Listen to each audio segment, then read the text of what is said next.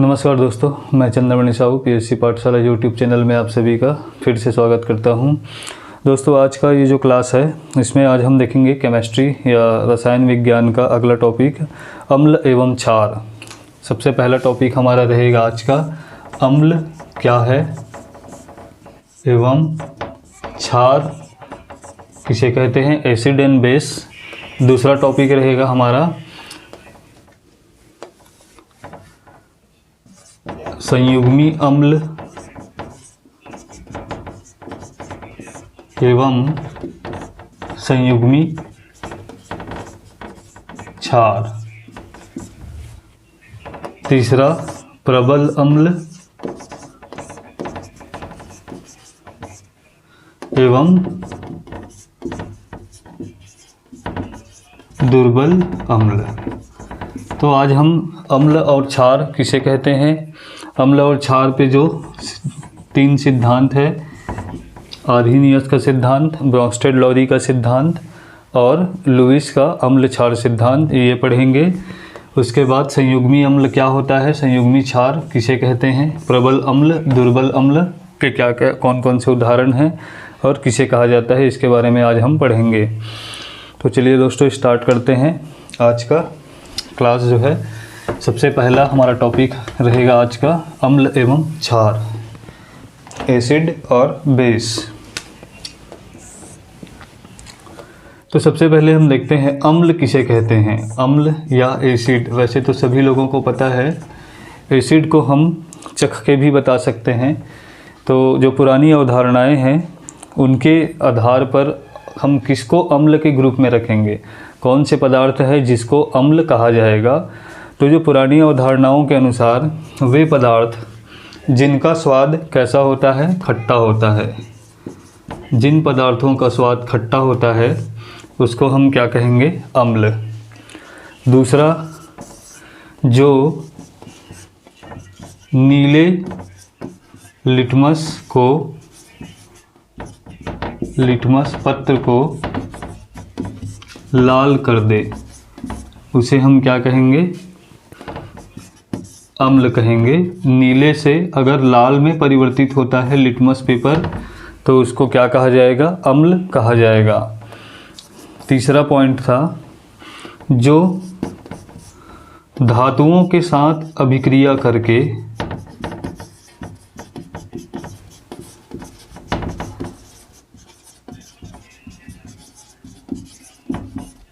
Hydrogen gas मुक्त करे, कौन सा गैस, हाइड्रोजन गैस मुक्त करे, उसे भी हम अम्ल कहेंगे।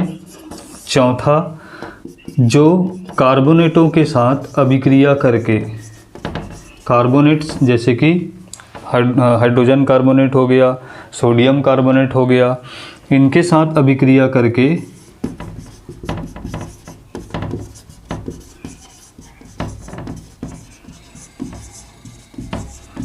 कार्बन डाइऑक्साइड गैस मुक्त करे, CO2, उनको भी हम अम्ल के श्रेणी में रखेंगे। और जो क्षारों को उदासीन कर दे उसे भी हम अम्ल की श्रेणी में रखेंगे।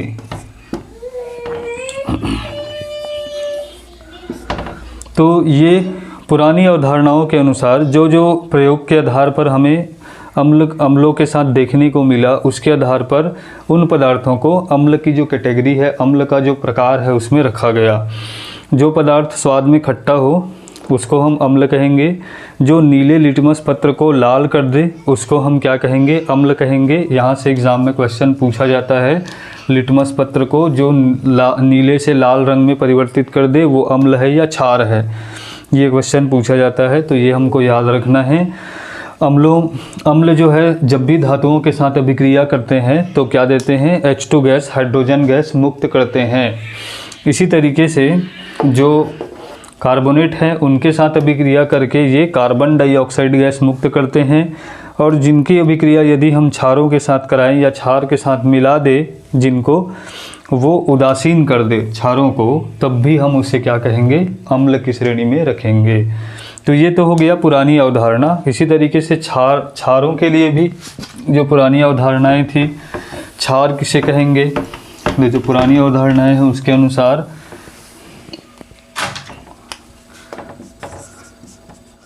क्षार या इसी को भस्म भी कहा जाता है या इसी को हम बेस भी कहते हैं। तो जिनका स्वाद तीखा हो या बीटर, दूसरा जो अम्लों को उदासीन कर दे,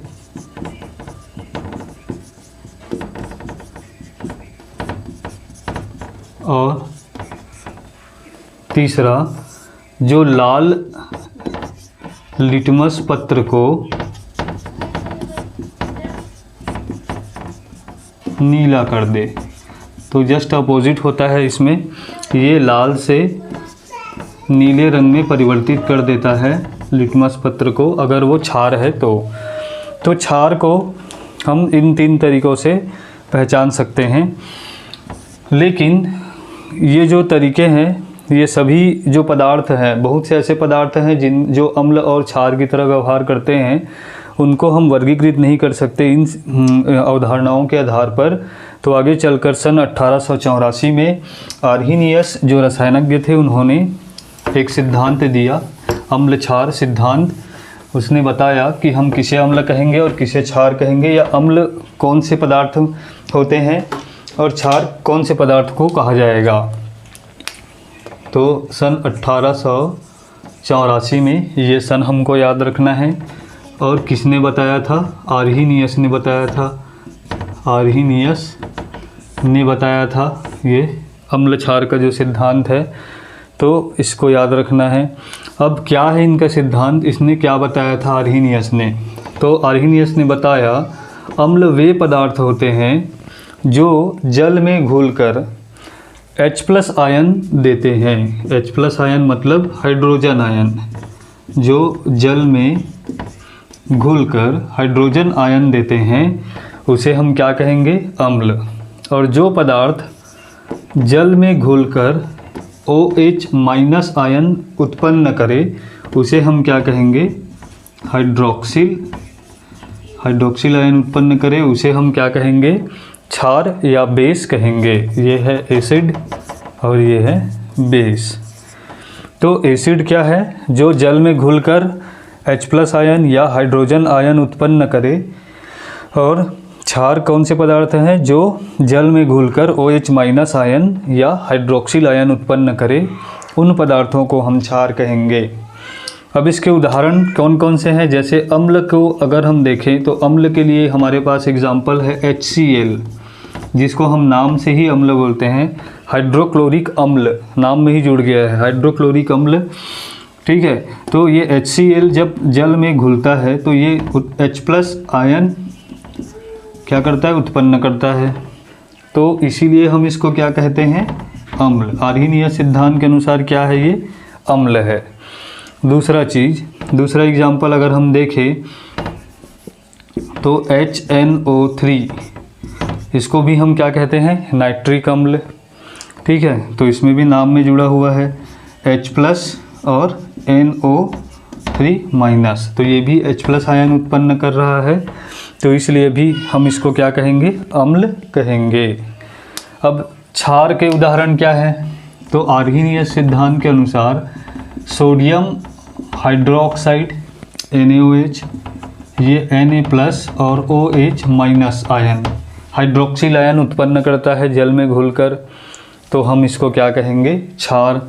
इसी तरीके से KOH, ये OH-, तो ये भी क्या है? एक क्षार।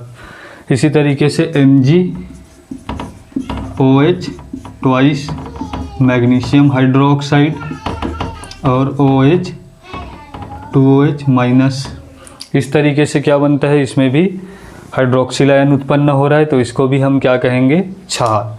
तो ये है आर्हीनियस का सिद्धांत, सिंपल है, इसमें ज़्यादा कुछ हमको याद रखने की ज़रूरत नहीं है। बस इतना याद रखना है कि वे पदार्थ जो जल में घुलकर हाइड्रोजन आयन उत्पन्न करे, उसे हम क्या कहेंगे? अम्ल। और वे पदार्थ जो जल में घुलकर हाइड्रोक्सिल आयन उत्पन्न करे, उसे हम क्या कहेंगे? क्षार। तो हमको H+ आयन OH- आयन को ध्यान में रखना है। तो ये आर्हीनियस सिद्धांत हमको याद हो जाएगा। लेकिन आर्हीनियस सिद्धांत में बहुत सारी कमियां हैं, जैसे कि इस सिद्धांत से हम उन्हीं पदार्थों के बारे में, अम्लीयता और क्षारीयता के बारे में बता सकते हैं जो जल में घुलकर H+ आयन या OH- आयन उत्पन्न करे। बहुत से ऐसे पदार्थ हैं जो अम्ल और क्षार की तरह व्यवहार करते हैं लेकिन जल में घुलनशील नहीं होते, ठीक है। या बहुत से ऐसे पदार्थ हैं जो गैसीय अवस्था में होते हैं या ठोस अवस्था में होते हैं, तो वो भी H+ आयन OH- आयन उत्पन्न नहीं करते, फिर भी अम्ल और क्षार की तरह व्यवहार करते हैं। तो इसीलिए इनका जो सिद्धांत है हम सभी जगह लागू नहीं कर सकते, या सभी पदार्थों की व्याख्या इस सिद्धांत से हम नहीं कर सकते कि वो क्यों अम्ल है और वो क्यों क्षार है। आगे चलकर सन 1923 में अम्ल और क्षार की व्याख्या करने के लिए दूसरा सिद्धांत आया, जिसे हम क्या कहते हैं, ब्रॉन्स्टेड-लॉरी का सिद्धांत। दूसरा सिद्धांत कौन सा है? ब्रॉन्स्टेड-लॉरी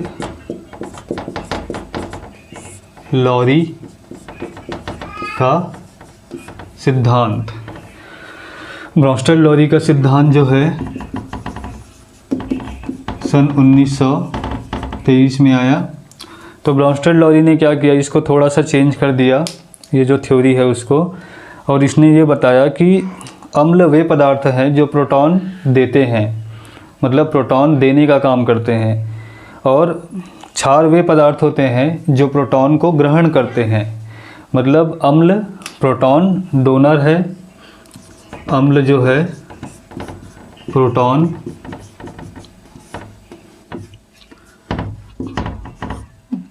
प्रदान करते हैं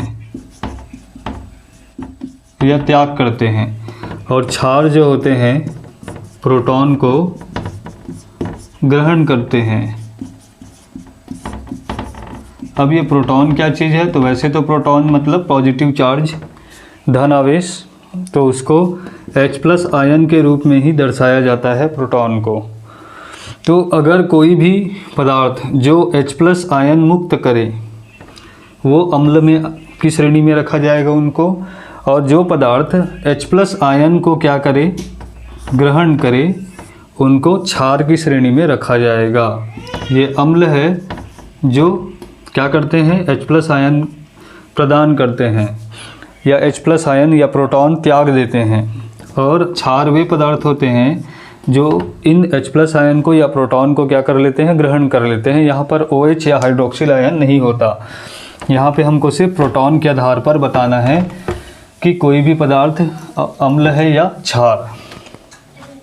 अब इसमें उदाहरण, तो इसका भी उदाहरण हम देख लेते हैं, जैसे HCl हो गया। HCl को H2O में जब हम डिज़ोल्व करेंगे तो HCl H+ आयन जो है रिलीज़ करेगा, मतलब प्रोटॉन देगा, और उस प्रोटॉन को कौन ग्रहण करता है, H2O। तो क्या बन जाता है ये H3O+, क्योंकि इसके पास एक पॉजिटिव चार्ज एक्स्ट्रा हो गया इसलिए ये प्लस चार्ज आ जाता है, और ये बन जाता है Cl-। तो इसने क्या किया, प्रोटॉन का त्याग किया, इसने क्या किया, उस प्रोटॉन को ग्रहण किया। तो HCl क्या कहलाएगा, अम्ल, और H2O क्षार कहलाता है। इसी तरीके से NH3 + H2O, यहाँ पर क्या होगा, H2O जो है ये प्रोटॉन देगा और अमोनिया जो है उसको क्या करेगा, ग्रहण करेगा। तो NH4+ अमोनियम आयन बन जाता है, और ये बन जाएगा क्या, OH- आयन। तो ये क्या कहलाएगा, अम्ल, और ये क्या कहलाएगा, क्षार। तो हमको इसमें ध्यान रखना है कि प्रोटॉन कौन दे रहा है और कौन ग्रहण कर रहा है। तो यहाँ पर हम देख सकते हैं जो जल है इसमें दोनों गुण होता है, ये अम्ल की तरह भी व्यवहार करता है और क्षार की तरह भी व्यवहार करता है, इसलिए इसको उभय प्रोटिक सॉल्वेंट या उभय प्रोटिक विलायक कहा जाता है। उभय प्रोटिक मतलब ये अम्ल की तरह भी कार्य करने वाला विलायक है और क्षार की तरह भी कार्य करने वाला विलायक है, इसीलिए H2O को उभय प्रोटिक विलायक कहा जाता है। अब ये तो हो गया ब्रॉन्स्टेड-लॉरी का जो सिद्धांत है, अम्ल किसे कहते हैं, क्षार किसे कहते हैं। लेकिन ब्रॉन्स्टेड-लॉरी के सिद्धांत से एक चीज़ और देखने को मिलता है कि जब भी कोई अम्ल प्रोटॉन का त्याग करता है तो उससे जो पदार्थ बनता है अब उसमें प्रोटॉन प्रदान करने की क्षमता नहीं होती। अब ये क्या करेगा, प्रोटॉन ग्रहण कर सकता है। क्यों? क्योंकि इसके पास ऑलरेडी पहले से निगेटिव चार्ज है, तो ये पॉजिटिव चार्ज को क्या करेगा, अट्रैक्ट करेगा और उसको ग्रहण करने की प्रवृत्ति होगी उसमें। तो ये आगे चलकर एक क्षार की तरह ही क्या करेगा, व्यवहार करेगा। और ये ऑलरेडी पहले से क्या कर लिया है, एक प्रोटॉन ग्रहण कर चुका है और इसके पास कौन सा चार्ज आ गया है, पॉजिटिव चार्ज। तो ये और एक्स्ट्रा पॉजिटिव चार्ज को ग्रहण नहीं कर सकता या प्रोटॉन को ग्रहण नहीं कर सकता, इसलिए आगे चलकर ये प्रोटॉन का क्या करेगा, त्याग करेगा या प्रोटॉन देने का कार्य करेगा। तो ये एक अम्ल की तरह ही वर्क करेगा आगे चलकर। तो हम ये बोल सकते हैं कि जब कोई अम्ल प्रोटॉन का त्याग करता है तो उससे क्षार का निर्माण होता है, और जब कोई क्षार प्रोटॉन को ग्रहण करता है तो उससे एक अम्ल का निर्माण होता है। तो इसी को हम क्या कहते हैं, जिस अम्ल के प्रोटॉन के त्यागने से क्षार बनता है उसे उस अम्ल का क्या कहते हैं, संयुग्मी क्षार। ये क्या कहलाएगा, संयुग्मी क्षार। और जिस क्षार के प्रोटॉन को ग्रहण करने से अम्ल का निर्माण होता है उस अम्ल को हम उस क्षार का क्या कहते हैं, संयुग्मी अम्ल। मतलब जिस अम्ल से क्षार बनता है उस क्षार को हम उस अम्ल का संयुग्मी क्षार कहेंगे, और जिस क्षार से अम्ल का निर्माण होता है उसे हम उसका संयुग्मी अम्ल कहेंगे। तो हमारा अगला टॉपिक क्या है, संयुग्मी अम्ल तथा संयुग्मी क्षार।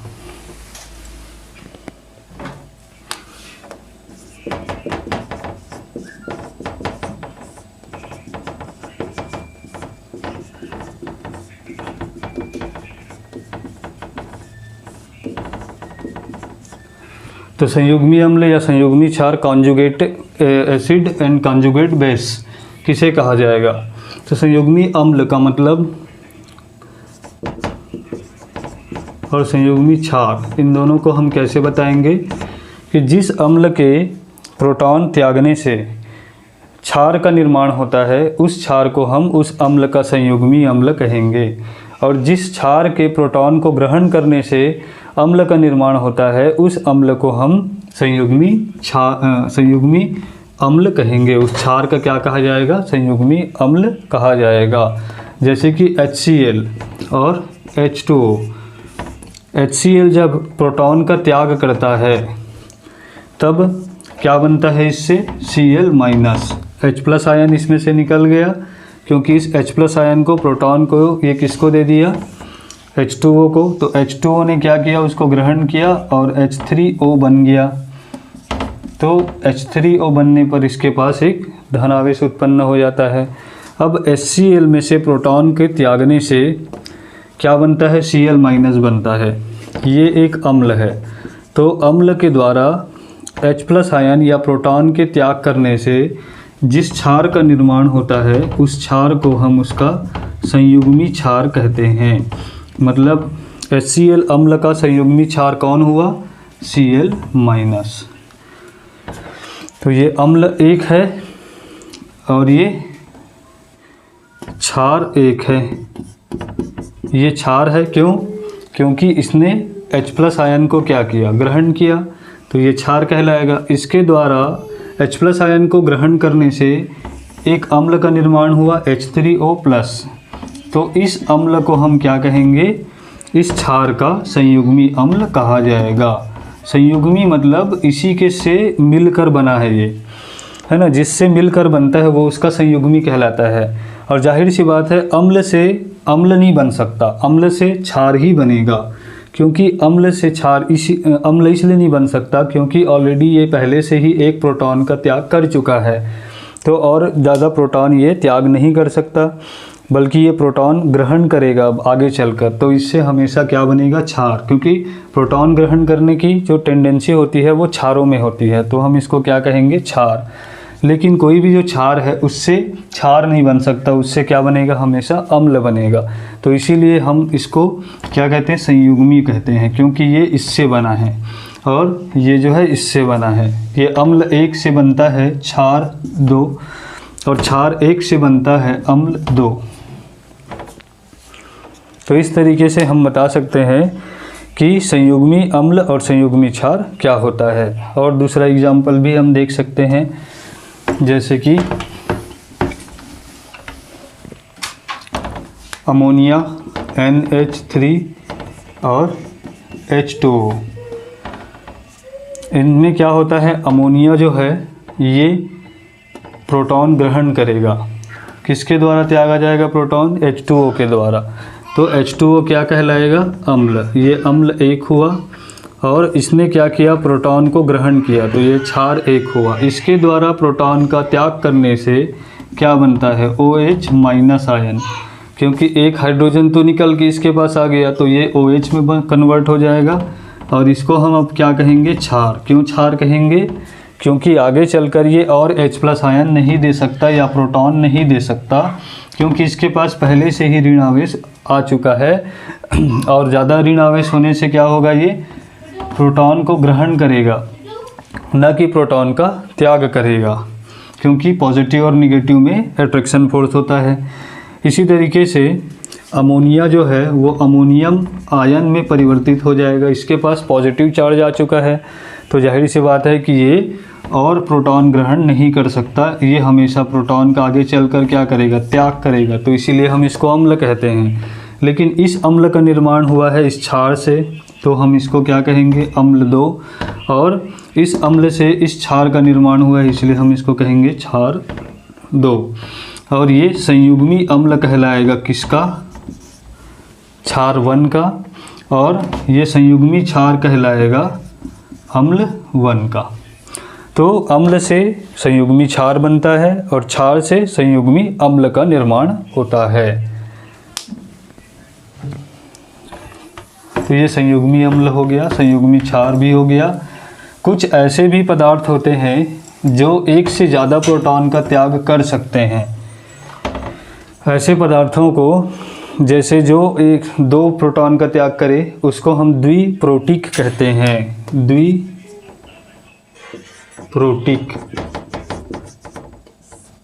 या डाइप्रोटिक कहा जाता है। और जो 3 प्रोटॉन का त्याग करे उसको त्रिप्रोटिक कहा जाता है या ट्राइप्रोटिक कहते हैं। अब 2 प्रोटॉन मतलब जैसे H2SO4 हो गया, H2SO4 H+ और HSO4 माइनस बनाएगा। तो इस तरीके से इसके पास एक और प्रोटॉन त्याग करने की टेंडेंसी होती है, लेकिन कभी भी एक साथ 2 प्रोटॉन का त्याग नहीं कर सकते। ये ब्रोंस्टेड-लॉरी के सिद्धांत के अनुसार है कि कोई भी पदार्थ एक बार में सिर्फ एक ही प्रोटॉन का त्याग करेगा, एक साथ एक से ज़्यादा प्रोटॉन का त्याग नहीं कर सकता। तो आगे चलकर ये अलग अलग स्टेप में प्रोटॉन का त्याग करता है। इस तरीके से 2- आ जाता है इसके पास। इसी तरीके से त्रिप्रोटिक भी होते हैं, जिसमें 3 हाइड्रोजन या प्रोटॉन देने की क्षमता हो, तो उसको हम ट्राइप्रोटिक कहेंगे। कुछ पदार्थ ऐसे होते हैं जो अम्ल और क्षार दोनों की तरह व्यवहार करते हैं। जैसे कि हमने H2O को देखा था। H2O जो होता है एक उभयप्रोटिक विलायक कहलाता है। क्यों? क्योंकि वो अम्ल और क्षार दोनों तरह से व्यवहार करता है। कुछ और पदार्थ होते हैं जो अम्ल और क्षार दोनों की तरह व्यवहार करते हैं, उन्हें हम क्या कहते हैं? उभयधर्मी कहते हैं। उभयधर्मी वे पदार्थ होते हैं जो अम्ल व क्षार दोनों की तरह व्यवहार करते हैं। ठीक है, अम्ल की तरह भी और क्षार की तरह भी। तो इसके कुछ उदाहरण हैं, जैसे कि आप याद रख सकते हैं, जिंक ऑक्साइड हो गया, एल्यूमिनियम ऑक्साइड हो गया, बाइकार्बोनेट्स हो गए और आपका जो सल्फाइड हो गए। ये सभी जो है उभयधर्मी की तरह कार्य करते हैं या उभयधर्मी की तरह व्यवहार करते हैं। अब आते हैं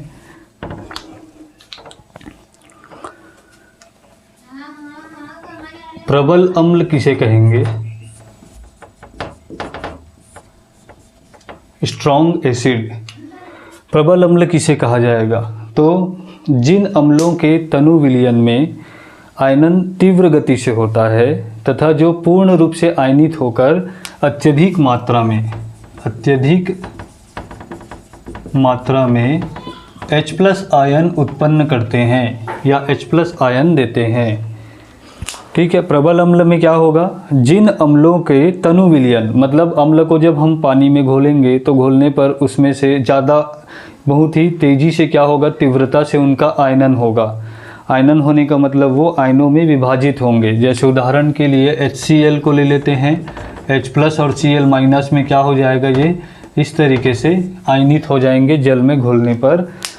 तो जब कोई अम्ल जिसका जब तनु विलयन हम बनाते हैं तो उनका आयनन तीव्र गति से हो, बहुत ही तेज़ी से वो आयनित हो जाए, और जिनका पूर्णतः आयनन हो, पूर्णतः मतलब लगभग सभी मॉलिक्यूल्स या सभी अणु जो है इस तरीके से आयनों में विभक्त हो जाए, तो उन अम्लों को हम क्या कहते हैं, प्रबल अम्ल। प्रबल अम्ल इसलिए कहा जाएगा क्योंकि इनका जब पूर्ण आयनन होगा तो H+ जो कॉन्सेंट्रेशन है, सांद्रता है, हाइड्रोजन आयन की जो सांद्रता है वो अधिकतम होगी, और जितना अधिक H+ आयन होगा उतना ही ज़्यादा अच्छा वो अम्ल कहलाएगा। इसलिए हम उसको क्या कहेंगे, प्रबल अम्ल कहेंगे। और प्रबल अम्ल जो होते हैं वही प्रबल विद्युत अपघट्य भी कहलाते हैं, वही प्रबल विद्युत अपघट्य भी कहलाते हैं। तो प्रबल अम्ल जो होते हैं उसे हम प्रबल विद्युत अपघट्य भी बोल सकते हैं। जैसे कि HCl हो गया, सल्फ्यूरिक अम्ल हो गया H2SO4, H+ और HSO4-, इसी तरीके से परक्लोरिक अम्ल हो गया। तो ये सभी जो है प्रबल अम्ल के उदाहरण हैं। अब आते हैं प्रबल क्षार। तो जैसे कि हमने अम्ल का डेफिनेशन अभी हमने देखा, प्रबल क्षार का भी वही होगा। तो प्रबल क्षार जिन क्षारों के तनु विलयन में आयनन जो है तीव्र गति से हो तथा जो पूर्ण रूप से आयनित होकर अत्यधिक मात्रा में OH- आयन उत्पन्न करे।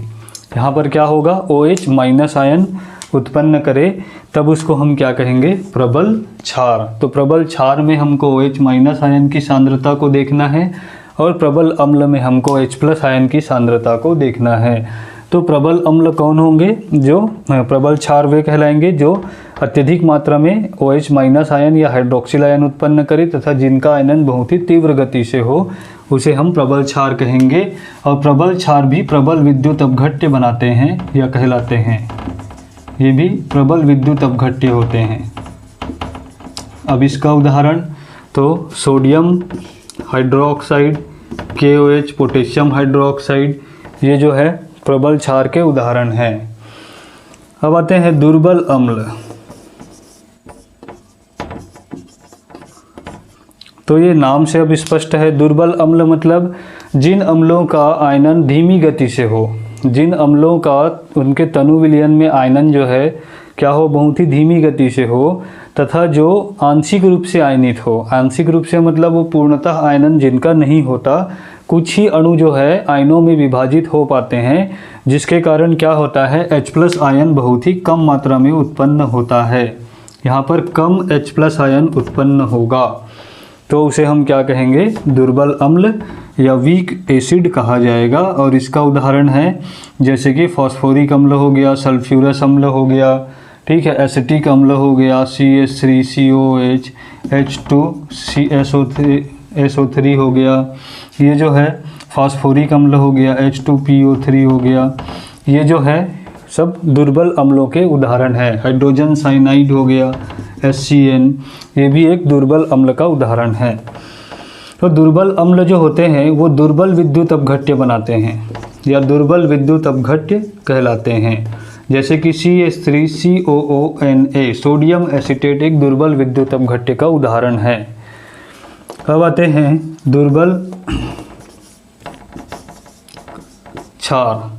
दुर्बल क्षार किसे कहेंगे, तो दुर्बल क्षार का मतलब होता है कि जो क्षार, जिन क्षारों का तनु विलयन में आयनन बहुत ही कम हो तथा जो आंशिक रूप से आयनित होकर, मतलब बहुत ही कम मात्रा में आयनन होगा इनका भी, बहुत ही कम जो अणु है या मॉलिक्यूल्स हैं वो आयनित हो पाएंगे और OH- उत्पन्न करेंगे, मतलब बहुत ही कम मात्रा में हाइड्रोक्सिल आयन उत्पन्न होगा तब उसे हम क्या कहेंगे, दुर्बल क्षार कहेंगे। और दुर्बल क्षार जो होंगे वो दुर्बल विद्युत अपघट्य बनाते हैं या दुर्बल विद्युत अपघट्य कहलाते हैं। ठीक, तो दुर्बल क्षार के उदाहरण क्या है, तो इसका उदाहरण है जैसे कि मैग्नीशियम हाइड्रोक्साइड MgOH ट्वाइस, इसका जब आयनन होगा तो Mg2+ और OH 2OH माइनस बनेगा। कैल्शियम हाइड्रोक्साइड, ये भी एक क्या है, दुर्बल क्षार का उदाहरण है।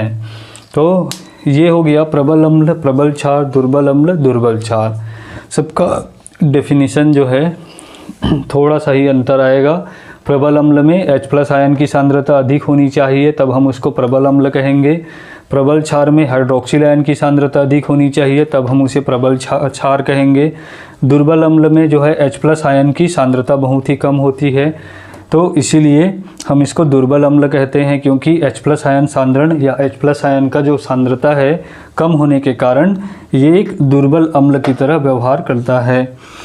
और दुर्बल क्षार जो कि बहुत ही कम मात्रा में OH- आयन यहाँ पर OH- आयन या हाइड्रोक्सिल आयन उत्पन्न करे, तब उसे हम क्या कहेंगे, दुर्बल क्षार। और दुर्बल क्षार से दुर्बल विद्युत अपघट्य, दुर्बल अम्ल से भी दुर्बल विद्युत अपघट्य, प्रबल क्षार से प्रबल विद्युत अपघट्य और प्रबल अम्ल से भी प्रबल विद्युत अपघट्य बनते हैं। तो ये हमारा जो टॉपिक है आज कंप्लीट हुआ। अम्ल एवं क्षार किसे कहते हैं, अम्ल और क्षार के जो 3 सिद्धांत है, आर्हेनियस सिद्धांत, ब्रॉन्स्टेड-लॉरी का सिद्धांत, अच्छा एक तीसरा सिद्धांत लुईस का सिद्धांत, ये बचा हुआ है। तो लुईस का अम्ल क्षार सिद्धांत हम देखते हैं अब।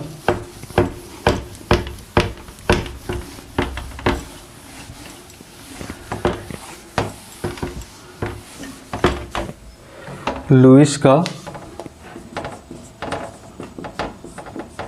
अम्ल क्षार सिद्धांत। तो लुईस का जो अम्ल क्षार सिद्धांत है, इसका ये फ़ायदा है कि लुईस के सिद्धांत से हम बहुत से ऐसे पदार्थों के अम्ल और क्षार जो व्यवहार है उसकी व्याख्या कर सकते हैं, जो न तो जल में घुलनशील होते हैं, दूसरा चीज़ जो गैसियस अवस्था में होते हैं या जो ठोस अवस्था में होते हैं, या जिसके पास हाइड्रोजन आयन या हाइड्रोक्सिल आयन नहीं होता फिर भी वो अम्ल और क्षार की तरह व्यवहार करते हैं।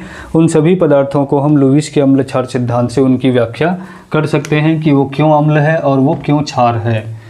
तो देखते हैं लुईस का अम्ल क्षार सिद्धांत। तो लुईस का जो सिद्धांत है उसके अनुसार अम्ल वे स्पीशीज होते हैं या अम्ल वे पदार्थ होते हैं जो क्या करे, एकाकी इलेक्ट्रॉन युग्म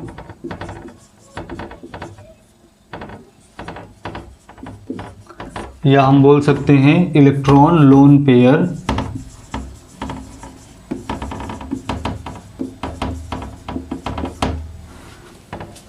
ग्रहण करे, वो क्या कहलाएंगे, अम्ल।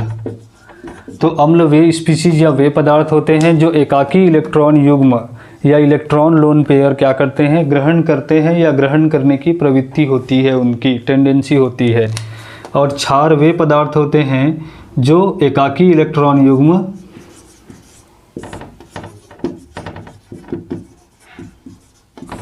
प्रदान कर सके, प्रदान करे या प्रदान कर सके, उसे हम क्या करेंगे, कहेंगे क्षार। ये लुईस अम्ल लुईस क्षार का सिद्धांत है। तो लुईस अम्ल हम किसे कहेंगे, जो अम्ल या जो पदार्थ एकाकी इलेक्ट्रॉन युग्म ग्रहण करने की प्रवृत्ति रखे या जो ग्रहण करे उसे हम क्या कहेंगे, अम्ल। और जिन पदार्थों में एकाकी इलेक्ट्रॉन युग्म प्रदान करने की प्रवृत्ति होती है या टेंडेंसी होती है या जो प्रदान करे उसे हम क्या कहते हैं, लुईस क्षार कहते हैं। तो ये जो सिद्धांत है ये ब्रॉन्स्टेड-लॉरी का जो सिद्धांत है उसकी भी पुष्टि कर देता है कि ब्रॉन्स्टेड-लॉरी ने क्या बोला था कि जो पदार्थ H+ आयन दे दे, H+ आयन मतलब प्रोटॉन का त्याग करे, उसे हम अम्ल कहेंगे। तो यहाँ पर भी क्या बताया जा रहा है, यहाँ पर प्रोटॉन देने की बात नहीं हो रही है, इलेक्ट्रॉन ग्रहण करने की बात हो रही है। लेकिन प्रोटॉन देने का मतलब क्या होता है कि पॉजिटिव चार्ज को जो पदार्थ अपने से दूर कर देता है या हटा देता है उसे हम अम्ल कहते हैं। तो यहाँ पर भी वही चीज़ बताया जा रहा है कि अगर कोई भी पदार्थ इलेक्ट्रॉन को ग्रहण कर ले तो पॉजिटिव चार्ज उसका क्या हो जाएगा, कम हो जाएगा। मतलब पॉजिटिव चार्ज के निकलने से भी पॉजिटिव चार्ज क्या होता है, कम हो जाता है, और अगर इलेक्ट्रॉन को वो ग्रहण कर ले तो भी पॉजिटिव चार्ज क्या हो जाता है, कम हो जाता है। तो दोनों का सिद्धांत जो है एक जैसा ही है, बस बताने का तरीका अलग है। इसने बोला कि ये प्रोटॉन का त्याग करे वो अम्ल है, इसने कहा कि जो पदार्थ एकाकी इलेक्ट्रॉन युग्म को ग्रहण करे वो अम्ल है। ठीक उसी तरीके से क्षार में क्या बताया गया था कि एकाकी इलेक्ट्रॉन युग्म जो प्रदान करे, मतलब जो इलेक्ट्रॉन को अपने से दूर करेगा या अपने से इलेक्ट्रॉन को निकाल देगा तो उसके पास कौन सा चार्ज बढ़ जाएगा, धन आवेश बढ़ जाएगा। और ब्रोंस्टेड-लरी ने क्या बोला था कि जो पदार्थ प्रोटॉन को ग्रहण करे, मतलब पॉजिटिव चार्ज को जो ग्रहण करेगा उसका भी पॉजिटिव चार्ज क्या हो जाता है, बढ़ जाता है। तो दोनों का सिद्धांत एक जैसा ही है, बताने का तरीका अलग है। तो यहाँ पर हमको ध्यान रखना है कि कौन इलेक्ट्रॉन युग्म दे सकता है और कौन इलेक्ट्रॉन युग्म को ग्रहण कर सकता है। तो इसका उदाहरण क्या होगा हमारे पास, तो एक तो उदाहरण है बोरॉन ट्राइफ्लोराइड और अमोनिया। तब हमको ये पता लगाना है कि कौन अम्ल होगा और कौन क्षार होगा। तो बोरॉन जो है इसका परमाणु क्रमांक होता है 5 और इलेक्ट्रॉनिक विन्यास 1s2 2s2 2p1। इसके बाहरी कक्षा में 3 इलेक्ट्रॉन है और जो अंदर का जो कक्षा है 1s उसमें भी 2 इलेक्ट्रॉन हैं। तो बोरॉन जो है अपने बाह्य कक्षा में जितने भी 3 इलेक्ट्रॉन हैं इनसे क्या कर लेता है, फ्लोराइड के साथ बंध बना लेता है। और इस तरीके से बोरॉन के पास कुल इलेक्ट्रॉनों की संख्या हो जाती है बाह्य कक्षा में 6। अब यदि बोरॉन को 2 इलेक्ट्रॉन और मिल जाए तो बोरॉन ट्राइफ्लोराइड क्या हो जाएगा, स्थायी हो जाएगा।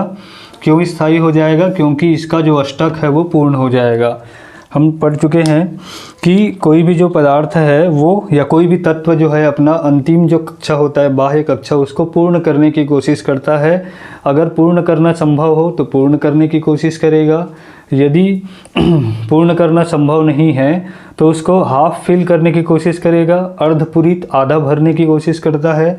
और यदि वो भी संभव नहीं है तो वो पूरे इलेक्ट्रॉन को निकाल कर उस बाह्य कक्षा को खाली रखने की कोशिश करता है, जिससे कि उसमें स्थायित्व आ सके या स्थायित्व उत्पन्न हो सके।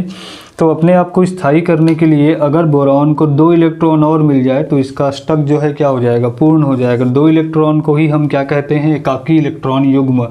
युग्म का मतलब ही होता है जोड़ी, 2 इलेक्ट्रॉनों का एक जोड़ी, उसको हम क्या कहते हैं, युग्म। इसीलिए इंग्लिश में हम पेयर शब्द यूज़ करते हैं। तो 2 इलेक्ट्रॉन का आदान प्रदान होगा, 1 इलेक्ट्रॉन का आदान प्रदान नहीं होता। तो 2 इलेक्ट्रॉनों का यदि इसको मिल जाए तो बोरॉन क्या हो जाएगा, बोरॉन स्थायी हो जाएगा। अब देखते हैं नाइट्रोजन अमोनिया के केस में क्या होता है। नाइट्रोजन का परमाणु क्रमांक 7 1s2 2s2 2p3। इसके बाह्य कक्षा में 5 है, बाह्य कक्षा में 5 इलेक्ट्रॉन है।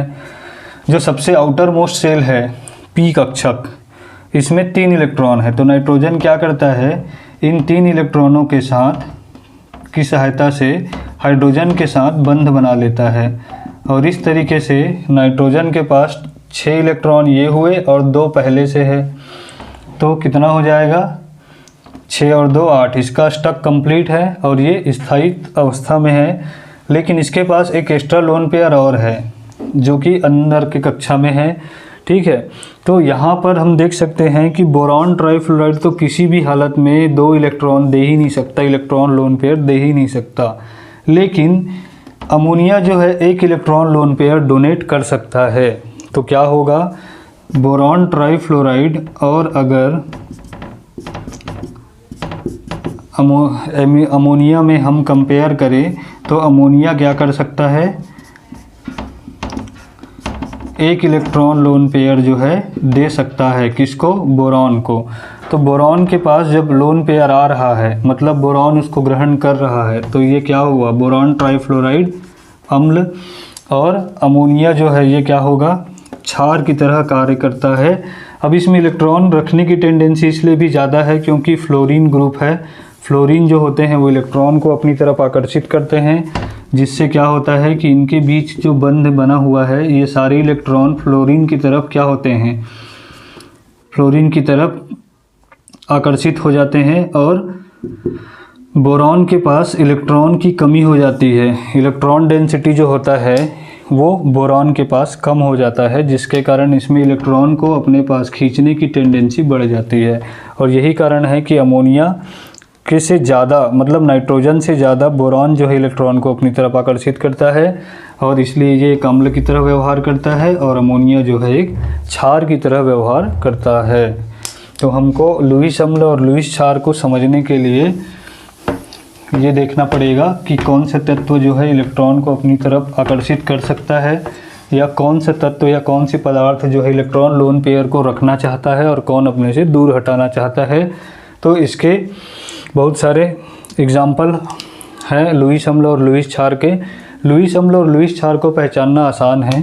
लुईस क्षार और लुईस अम्ल में जो अम्ल होंगे, कोई भी तत्व या कोई भी पदार्थ जिसके पास पहले से ही पॉजिटिव चार्ज है, तो जाहिर सी बात है वो इलेक्ट्रॉन को अपनी तरफ आकर्षित करेगा। लेकिन किसी के पास पहले से ही निगेटिव चार्ज है तो वो इलेक्ट्रॉन को अपनी तरफ आकर्षित करने के बजाय प्रतिकर्षित करेगा। तो लुईस अम्ल जो होते हैं उसमें अधिकतर लुईस अम्ल जो पदार्थ हैं उनके पास पॉजिटिव चार्ज होता है, जैसे कि NO2+ हो गया, ठीक है, Cu2+ हो गया, या Fe3+ हो गया। इनके पास पॉजिटिव चार्ज होता है और ये इलेक्ट्रॉन को अपनी तरफ आकर्षित करते हैं, तो ये एक लुईस अम्ल की तरह व्यवहार करते हैं। SO3H+ हो गया, ये भी एक अम्ल की तरह, लुईस अम्ल की तरह ही वर्क करता है। इसी तरीके से बोरॉन ट्राइफ्लोराइड हम देख चुके हैं, ये भी एक लुईस अम्ल की तरह व्यवहार करता है, ठीक। और लुईस क्षार में ज़्यादातर जो ऋण आवेश वाले जो तत्व होते हैं वही, जैसे RnH2, ये एक लुईस क्षार है। क्यों लुईस क्षार है? क्योंकि इसमें एक तो नाइट्रोजन के पास लोन पेयर पहले से ही मौजूद है, दो लोन पेयर होता है, और एल्किल ग्रुप जो होता है ये इलेक्ट्रॉन प्रतिकर्षी ग्रुप कहलाता है। इलेक्ट्रॉन प्रतिकर्षी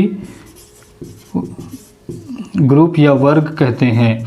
एल्किल ग्रुप जो होता है, एल्किल ग्रुप में CH3, C2H5, C3H7 ये जो है एल्किल ग्रुप के अंतर्गत आते हैं। तो अगर R के जगह पर CH3 है या C2H5 है या C3H7 है, मतलब कोई भी हाइड्रोकार्बन है यहाँ पर, तो वो इलेक्ट्रॉन को अपने से क्या करेगा, प्रतिकर्षित करेगा, जिससे कि नाइट्रोजन की ओर इलेक्ट्रॉन जो है क्या हो जाएंगे, शिफ्ट हो जाएंगे, और नाइट्रोजन के पास इलेक्ट्रॉन की डेंसिटी बढ़ जाएगी और उसमें इलेक्ट्रॉन लोन पेयर देने की टेंडेंसी बढ़ जाती है। और यही रीज़न है कि लुईस क्षार की तरह ही व्यवहार करते हैं। जैसे R2NH, अगर इन दोनों में कंपेयर किया जाए कि कौन ज़्यादा प्रबल लुईस क्षार होंगे, तो जाहिर सी बात है ये आएगा, क्योंकि इसमें दो एल्किल ग्रुप है तो दोनों के दोनों एक साथ इलेक्ट्रॉन को प्रतिकर्षित करेंगे और नाइट्रोजन के पास इलेक्ट्रॉन की डेंसिटी बढ़ जाएगी, तो लोन पेयर देने की टेंडेंसी इसमें ज़्यादा होगी।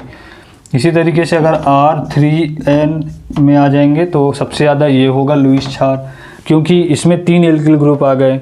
तो हमको ये चीज़ समझना है कि कौन इलेक्ट्रॉन को अपने पास रखना चाहता है, कौन अपने से दूर हटा रहा है। जैसे इसमें अगर Br+ है तो ये भी इलेक्ट्रॉन को अपनी तरफ आकर्षित करेगा।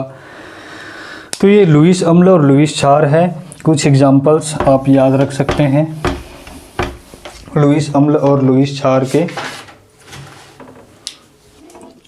जैसे कि OH-, ये क्या करेगा, इलेक्ट्रॉन को अपने से दूर हटाएगा, प्रतिकर्षित करेगा।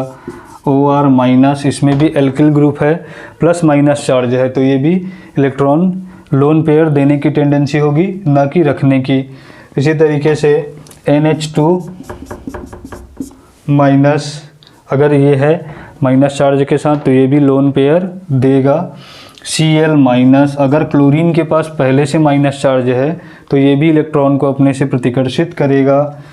HOH-, अगर ये है, सॉरी माइनस नहीं, अगर HOH H2O है तो H2O ग्रुप में भी इलेक्ट्रॉन देने की टेंडेंसी होती है, क्योंकि ऑक्सीजन के पास, ऑक्सीजन का परमाणु क्रमांक 8 होता है, 1s2 2s2 2p4, और इस तरीके से इसके पास लोन पेयर की संख्या अधिक होती है। तो जिसके पास ऑलरेडी पहले से ज़्यादा लोन पेयर है वो लोन पेयर देने का काम करेंगे, न कि रखने का। इसी तरीके से ROH एल्किल ग्रुप के साथ यदि अल्कोहल है तो वो भी क्या करेगा, ऑक्सीजन जो होता है ये इलेक्ट्रॉन लोन पेयर ज़्यादा होता है इनके पास, जिसकी वजह से ये इलेक्ट्रॉन देने की टेंडेंसी रखते हैं, तो ये भी एक लुईस क्षार की तरह ही व्यवहार करेगा। ROR ईथर ग्रुप हो गया, इसमें भी 2 एल्किल ग्रुप है तो ये, और ऑक्सीजन भी है तो ये भी क्या करेगा, इलेक्ट्रॉन देने की टेंडेंसी रखता है।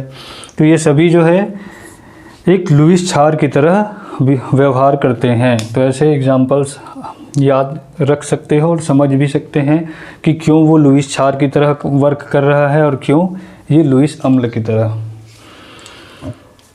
तो ये तो हो गया कंप्लीट लुईस का अम्ल क्षार सिद्धांत।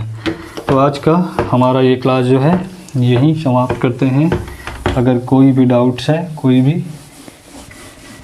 किसी भी टॉपिक पे, तो आप मुझे इस नंबर पे व्हाट्सएप करके अपना डाउट जो है क्लियर कर सकते हैं।